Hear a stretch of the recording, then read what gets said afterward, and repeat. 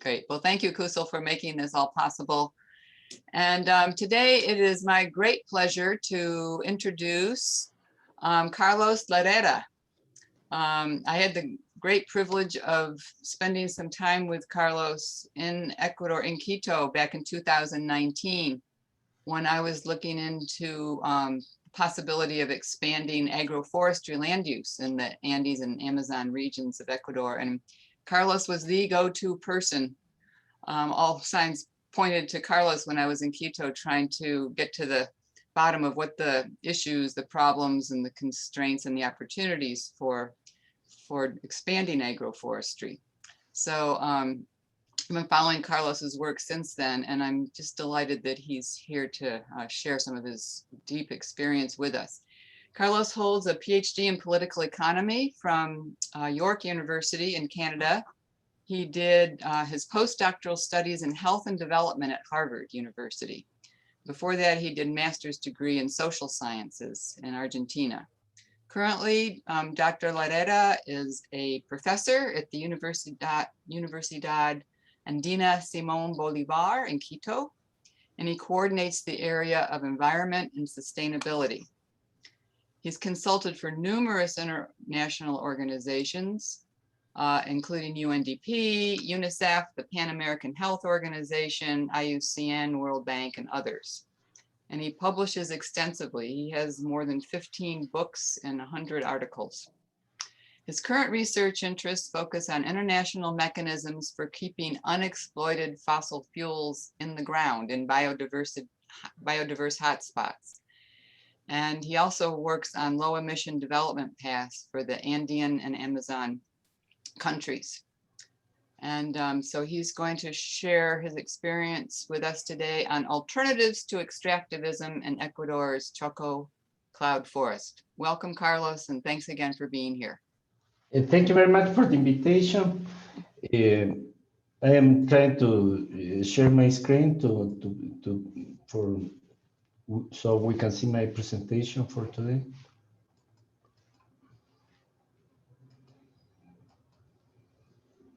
There we are. Yeah, okay. Well, today we are going to talk about the problem between extractivist activities, mostly mining, and other more socially distributive and conservation friendly options for improving living conditions of the population in Ecuador's Choco cloud forest. And so we are going to talk mostly about the following topics. First, the significance of Ecuador's cloud forest for biodiversity conservation and the problems, the threats to biodiversity in the Ecuador, in the contemporary Ecuador. Secondly, we are going to shift to the demography and recent migration to the area. We are going to refer to the mining potential linked with both large-scale open pit copper mines and small-scale gold mines in the region. And then we are going to present an analysis about the dilemma of one of the most important areas in the Choco region, the Intag area, which has basically two options for the next 4 years or so, open pit mining or a more inclusive and distributive development model based on conservation of biodiversity. We will analyze them, the comparative perspectives, the impact of employment, environment, and so on. And finally, we will have some conclusions. First, well, we will try to define the region. We are referring to the Choco cloud forest in two provinces in the northern Ecuador. They are Imbabura and Pichincha. They are located in the foothills of the western Andean Mountains with a wide altitude range between 300 and 3,000 meters. Well, this region, as you know, is one of the significant biodiversity hotspots in the planet. Particularly the Pichincha. Pichincha is the province where Quito, the capital, is located. The Pichincha cloud forest holds about 270 species of mammals, including the Andean bear, 210 species of reptiles. Bird biodiversity is very high, and also with amphibians. A particular trait of this distribution is a high level of endemism. However, since the mid of the 20th century, the Ecuador Choco rainforest has been deforested very heavily, and a very small part of it still remains. You can see here the maps. Obviously, they are not satellite maps because they are very old, from 1938 to 1988. As the banana production in Ecuador expanded mostly between 1954 and 1965, the forest cover was quickly destroyed and deforestation prevailed. That's an estimation of the current situation.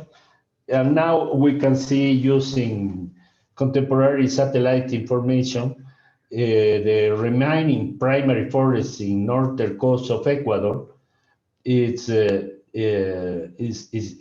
small. That's 20 years ago. So the current remaining forest is much smaller than that. These red spots are deforestation and tree cover loss all over the country. As you see, most of the central and south coastal in Ecuador doesn't have any kind of primary forest, so the destruction is very high. Here we have a kind of zoom to the area where we are going to talk about, the Cotacachi County, the municipality of Cotacachi, and this is the Intag region, which is more or less here. And the light green color means remaining primary forests. As you can see, the degree of conservation in the Intag region is relatively high, and also this part is integrated into the Cotacachi Cayapas reserve.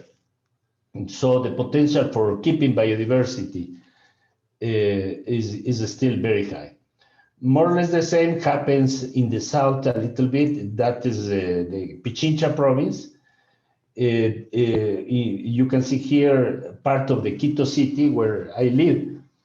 This is the North-West rainforest. You have several parishes, but in dark green you can see the remaining forest, and you can appreciate that given the low population density, the lack of infrastructure, mostly in the past, and the very sloped and low accessibility of the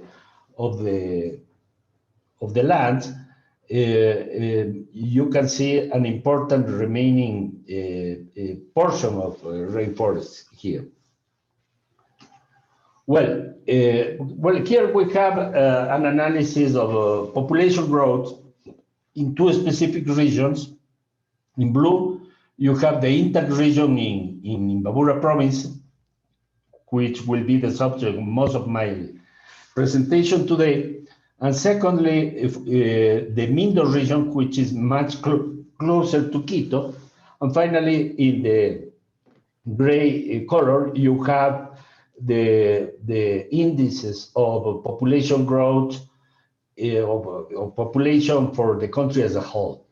You can see that in the case of Intag, population practically didn't grow between 1974 and 2010. This lack of population growth is one of the reasons because the region is still covered by an important fraction of primary forest. In the case of Mindo, you have more or less a similar trend, but since the year 2000, you have a huge expansion in population. But in this particular case, it is not linked with deforestation. Conversely, it is linked with conservation because Mindo became a very important small town based on bird watching and other forms of ecotourism. So it has a very interesting economic diversification and employment generation linked with conservation. Here we have the population pyramids for 2010 for Mindo and Intag. In the case of Intag, you can see the effects of a huge immigration. That means that most of the young population goes out from the region to other parts of the country or abroad. In the case of Mindo, you have a much stronger capacity of the economy to retain the population. So these are two different models in the same region, which is Ecuador's Choco rainforest. Here we have an analysis based on the latest census data about the employment structure. That's very important. In the case of Intag, you have that most of the population, about 70%, is working in agriculture. You don't have an important economic diversification. And tourism, particularly communitary tourism and ecotourism, exists, but it is small. But in the case of Mindo, you have a different path.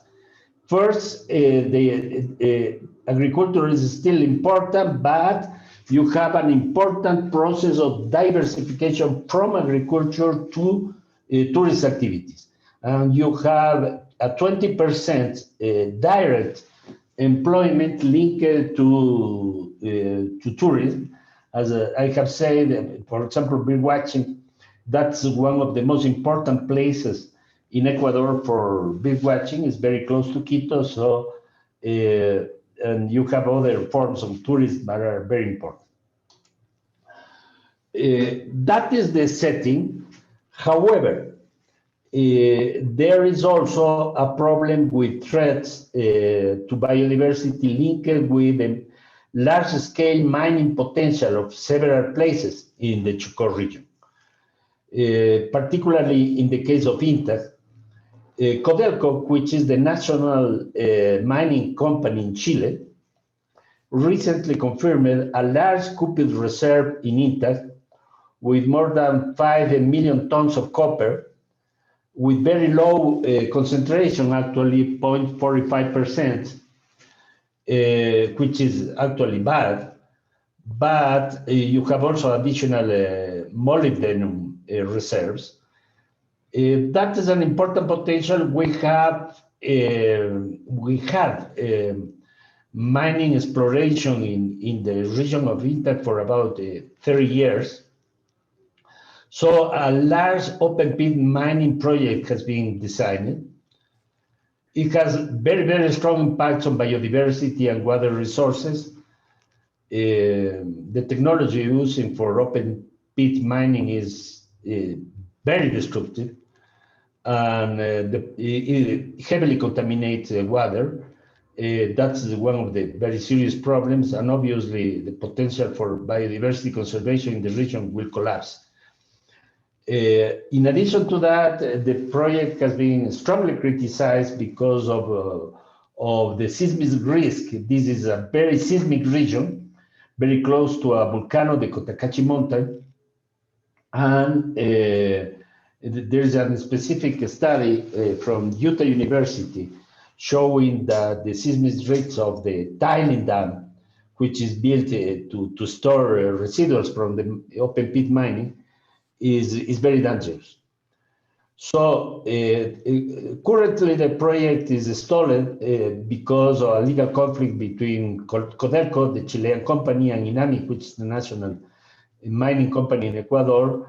It has a lack of funding, so it is very difficult for the project to continue.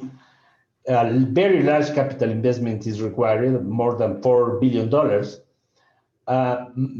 Nevertheless, copper prices are going up as a result of increasing demand for renewable energy and so on. The project might be attractive in the future. But this is not the only large mining project in Ecuador. We have the Cascabel project, which is regarded one of the largest in Ecuador with its mining potential, which is very close to Intag. And we have also gold mining. Gold mining is also highly polluting, but it is usually it will be done in a small scale. This is in the case of the Pichincha province. Well, usually these mining prospects are linked with high social resistance and conflictivity. In the case of Pacto, which has an important expansion of tourism activities, actually the population is pushing and different environmentalists and grassroots organizations are pushing towards a referendum about a ban of mining activities in the province, or at least in the region, in the cloud forest. Well, here we have a map about the two most important mining projects. This is Llumiragua, which is located in Intag, and a little bit north is located Cascabel. We have here the city of Quito, and the area of Pacto is not in the map, it's more or less here. So to understand the problem with mining, we need to turn to a little bit of some geological information. Ecuador has a very particular geological formation which makes the country different from Peru, particularly, which has much important mining potential. The Galapagos Islands are located more or less here. There is the Carnegie Ridge, which is a submarine mountain range originated in Galapagos. That's what they produced, actually, the emergence of the volcanic islands in Galapagos, and it goes to the mainland. Here we have a subduction zone, a subduction area. That is the convergence between the Nazca plate and the South American plate. But this subducting ridge changed completely the geology of Ecuador, and as it is originated these important reserves of copper, which are located here, you have at the same time a very, very high seismic risk. Here we have another default, and actually the Andean Mountains in Ecuador, the western Andean Mountains, on Intag is located, and this is very close to Quito, are also crossed by seismic failure, a tectonic failure, because we have two plates, the Caribbean plate and the South American plate, that are moving and creating a very strong seismic activity. We have a seismic map of all the important earthquakes greater than 4 degrees in the last 4 centuries, and you have a strong concentration here. We have the Galapagos Island, that is more or less the Carnegie Ridge, and we have here clearly that the continuation after the subduction of the Carnegie Ridge is associated with very high seismicity. The region we are talking about is located more or less here. So we have a very high seismic risk. That's the point I'm interested to present here. And given that the region is very sloped, the risk of a seismic failure in the tiling dam of an open pit mining is very high. That's the conclusion of a recent analysis made by the University of Utah in the United States. Well, that is the context. So from the social perspective, we have a very important movement of resistance that is 30 years old in the case of Intag. I'm not going to talk about the historical background, but it's very important. We have an important social mobilization, which is strong, probably one of the strongest in the country, and also a very, very high social cohesion. That is why the civil society and some environmental groups as well in the Intag region organized not only a kind of resistance against mining, but at the same time they promoted alternative development options based basically on first ecotourism, which are beginning to be developed in a significant way. Second, agroecology, which is very important. Third, fair trade and green trade, and also agricultural diversification. So there is a kind of emerging alternative inclusive models based on what the organizing civil society in the region is interested in. That is important because it is not an externally induced project. It comes from the civil society itself. They are already achieved, for example, an important expansion of high-quality coffee exports using fair trade, and also an important development of ecotourism, as I presented. So now, the region has a very important dilemma for the next 20 or 30 years. If the government or the country decides to push or to promote mining, so that's one of the most important reserves in the country. So open pit mining will prevail, and obviously prospects for natural conservation or ecotourism are going to collapse. The other option is to avoid mining and promote this kind of inclusive, participatory, and more environmentally friendly development model based on what the population has built in the last decades. So based on this dilemma, with some important researchers, mostly from the University of Barcelona in Spain, we wrote a book which was published about 5 years ago about a long-term comparative perspective of these two options, this more socially inclusive and environmental friendly option or open pit mining. We are trying to analyze the impacts of unemployment generation, social distribution, and the environment of each one of the options.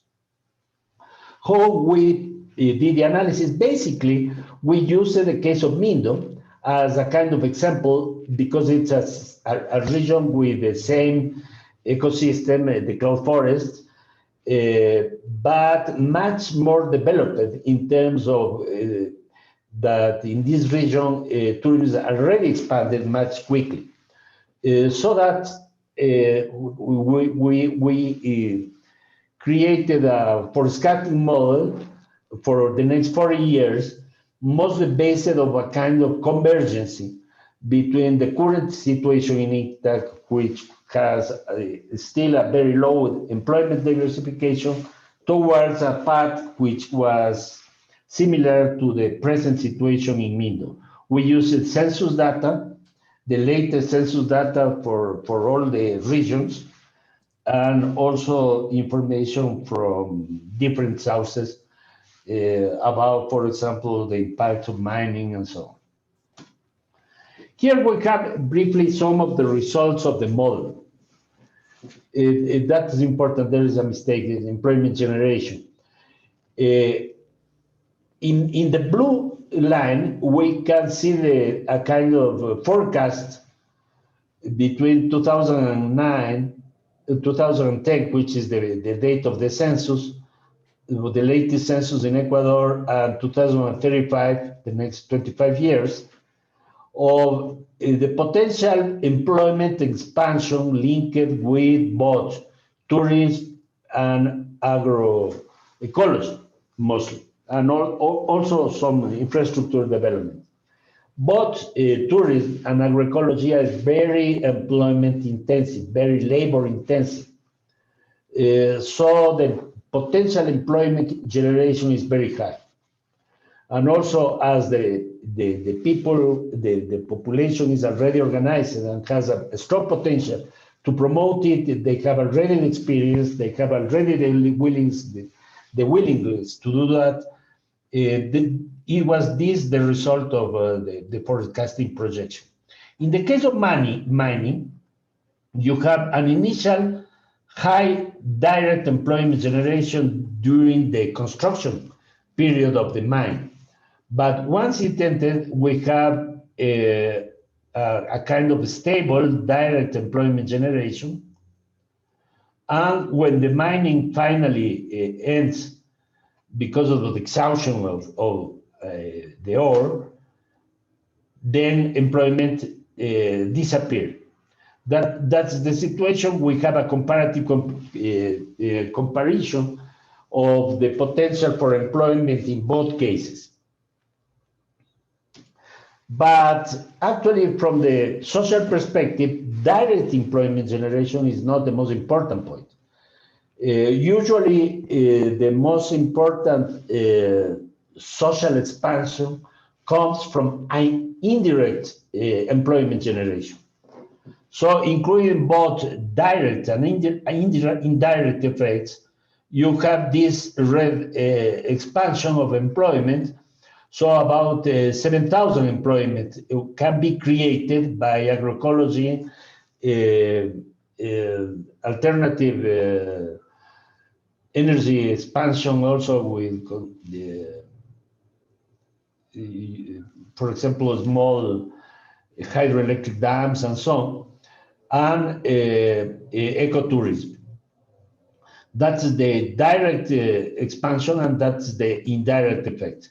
In the case of mining, as mining did not generate enough employment, and this employment usually doesn't come from the region, there are usually the engineers or technical staff that comes from outside the region, there is a linkage, a kind of fiscal linkage, so as the local government can receive part of the revenues coming from mining and reinvest it, you have also an indirect employment potential here. So adding both of them, you have the total employment generation in the mining option and the total employment generation in the tourism option. There's a huge difference between both in magnitude. And well, the main difference is that once the mine is exhausted, employment generation disappears, and the potential for ecotourism has already disappeared. So there is no options in the future. But in the case of tourism and agroecology, actually the potential is obviously much more sustainable. That's the main difference between the two models. Well, here we have a more complete analysis about the possible demographic effects of development in the region. We analyzed two effects. First, the government is building an important road which will cross over all the region, it's a highway, so it might have a very important economic effect because it's linked the region which in the past has been relatively isolated, remaining with respect to the rest of the country, with the main cities. And here we have the direct impact of mining. As you see, is the demographic impact of mining will be very, very small. And the most important infrastructure development impact comes from the highway. So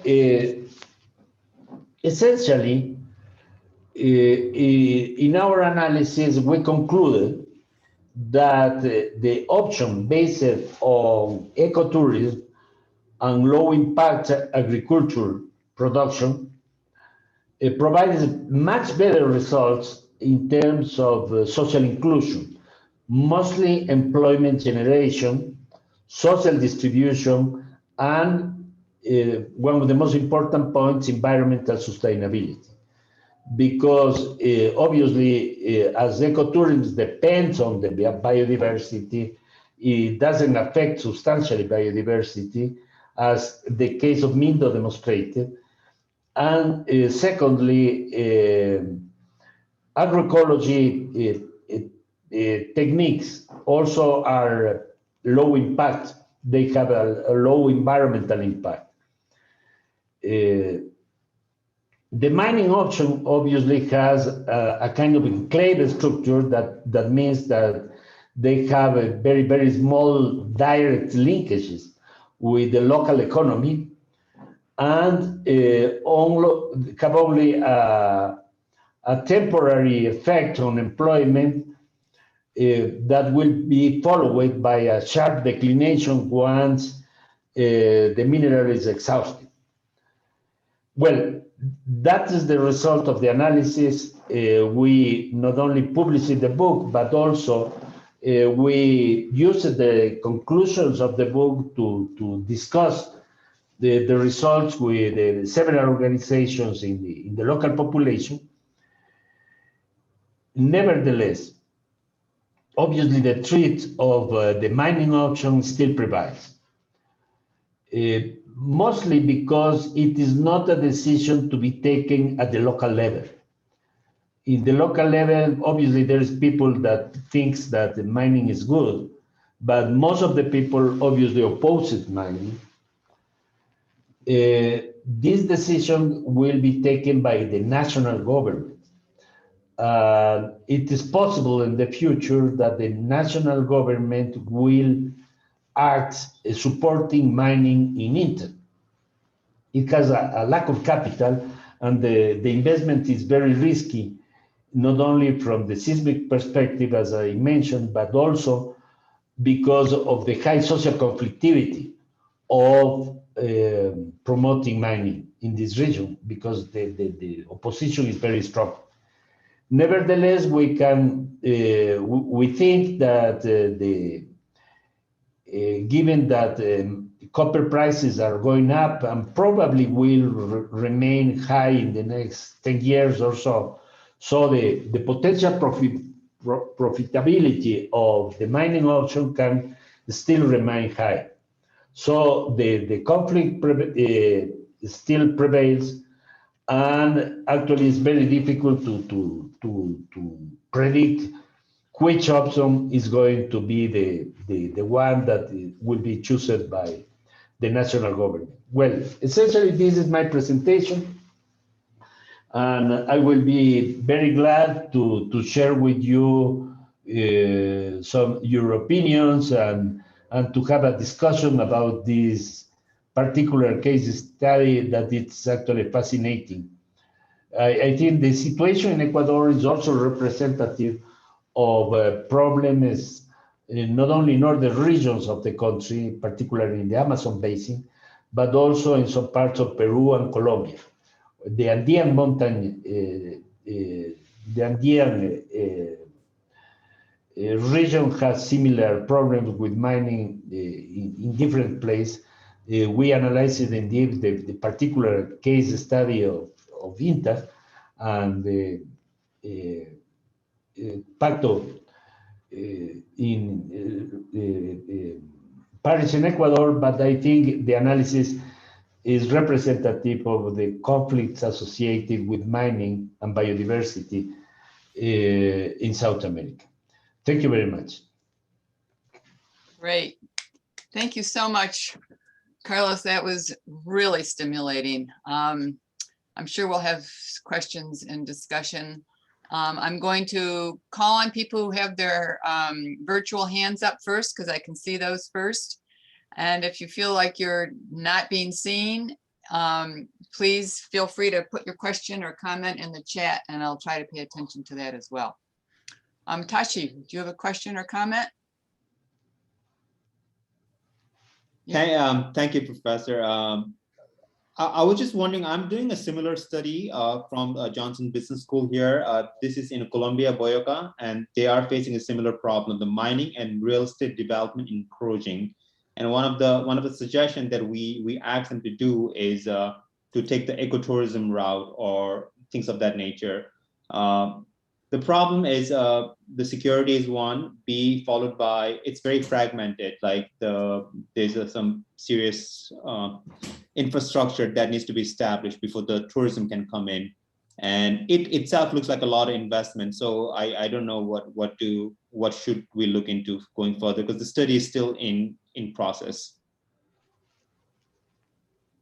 Thank you. Well, I am not familiar with the case in Boyacá, Colombia that you suggested, but well, you mentioned the problem of fragmentation of rainforests and so on, and the impact of expansion of infrastructure on tourism. In the case of Ecuador, in both cases, Mindo and Intag, I think this problem is not so important, because most of the remaining rainforest is not heavily fragmented, first, and secondly, infrastructure is already developed. So the impact of additional infrastructure development is not necessary for expanding the ecotourism option. Ecotourism actually has a very, very strong employment potential and strong links with the community. That's why it is very important to expand it in at least in the case of Ecuador. I don't know the case of Boyacá, but probably you might have some shared features as well. Thank you. Very good. Tanya, your question, comment. Yeah, yes. Thank you so much, Professor Larrea. This is Tanya Montenegro from Ecuador at Cornell University so far. So very proud to have you as our speaker. Thank you. So my question is related to, okay, you have explained us about how these alternatives will be better instead of mining, but that's a local level. So I wonder if you have some data regarding about the revenues at the national level, which one would be better? If mining, because yeah, the government is looking at the mining project because the revenues, as my understanding is, the revenues are like higher than those if they promote local development and giving some support for the local alternative that you have mentioned. So in your perspective, or maybe if you have some data about the revenues of in both cases, the options you mentioned and the mining, which one would be the more attractive for the government to implement, whichever it's better at the national level, because the revenue at the end would be like needed to implement some other social projects inclusive. So that's my question. Thank you. Yeah, I think your question is very important. Thank you very much for coming here as an Ecuadorian student. I am very proud of, to have an Ecuadorian student here. Well, your question, as I said, is very significant at the national level. First, Ecuador has been an oil exporter country for about 50 years, the main export product is oil, but the country is running out of oil. So oil reserves will probably last for more or less 10 more years, and then Ecuador will become an oil importer country. So in the midterm, Ecuador needs a diversification from oil. Many people think in Ecuador that mining prospects might replace oil. This is wrong. I have been collecting information about the mining potential in Ecuador, and actually we cannot compare the mining potential in Ecuador with our neighbors, particularly Peru. Both Chile and Peru have a very strong mining potential, particularly copper, but copper reserves in Ecuador, Intag is one example, but it's not the only one, are very low both in magnitude and also in profitability, because the concentration of copper in the iron or in the ore is very low. In the case of Intag is less than 1%, 0.4%. That means essentially that first, the revenues that can come to the state from mining are actually about 18%. That means about 1/6 of current revenues that the government is receiving from oil. So mining has not the capacity to replace oil. That's very important. The data I am referring to is based on a study made by the central bank in Ecuador. That's quite reliable. So from this perspective, secondly, social distribution coming from mining doesn't work well. Mining is usually associated with corruption. You have several countries, we can see this point. A big example of corruption, structural corruption linked with mining is the case of Peru in time of Fujimori, for example. Yeah. The capacity of a state to properly reinvest revenues coming from mining is very difficult to reach. A good example is Chile, but a very bad example is Peru, and another bad example is Bolivia. So it is not guaranteed that the state will have the technical capacity and the political control to properly reinvest revenues from mining. But the main problem in Ecuador is the potential for mining in Ecuador is very low compared with Chile or Peru. That is essentially my question, very briefly. If you need more information about it, I will be pleased to share with you. Okay, fantastic. We have time for probably just one more question. Mike, there are more in the chat. Well, we'll get to them if we can, but otherwise we might have to defer them to Carlos after the session. Mike, go ahead. Okay, thanks. Yeah, happy to be here. Carlos, thanks for the talk. I work for BirdLife International based in Quito, Ecuador.